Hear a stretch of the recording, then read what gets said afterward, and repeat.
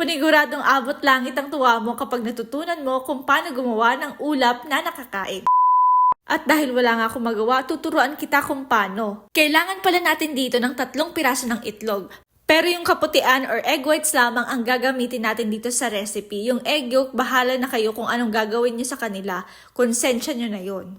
Sa tagpong ito ay winiwis ko na yung kaputian ng itlog gamit itong hand mixer. Kung tatanungin nyo naman ako kung pwede yung mano-mano na egg beater, depende sa inyo kung batak na kayo sa paggawa ng dalgona nung pandemic, abay pwede. Maglalagay din pala tayo dito ng 2.5 tablespoons ng white sugar. Lalagay natin ito kapag foamy na yung itlog. Huwag nating i-advance kasi baka hindi na to umalsa. Tuloy-tuloy lang nga tayo sa pag-whisk hanggang sa mag-relapse kayo. Pag nakita nyo nga na nasa ganito na itong estado ay pwede na nating ilagay ang ating vanilla at saka itong 1 kutsarang cornstarch. Tiyaga nga lamang ang puhunan sa paggawa nito pero sure akong worth it naman. Ayaw ba sa'yo ng nanay ng boyfriend mo? Baka magbagong isip niya kapag nalaman niyang marunong ka gumawa ng sarili mong ulap. Plus points ka pa sa langit dahil nakakain to.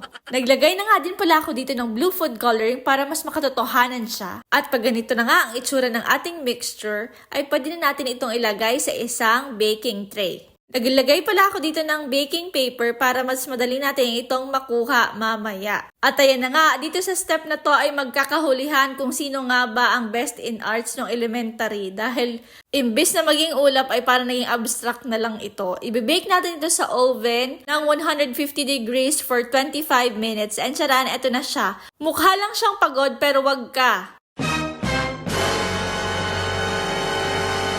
O diba, ang ganda niyang tingnan, sigurado akong worth it ang pagod nyo kapag ginawa nyo ito. Imagine niyo sa buong klase, kayo lang ang may baon ng ulap. Anong panama ng kaklase mong with highest honors pero hindi naman marunong gumawa nito?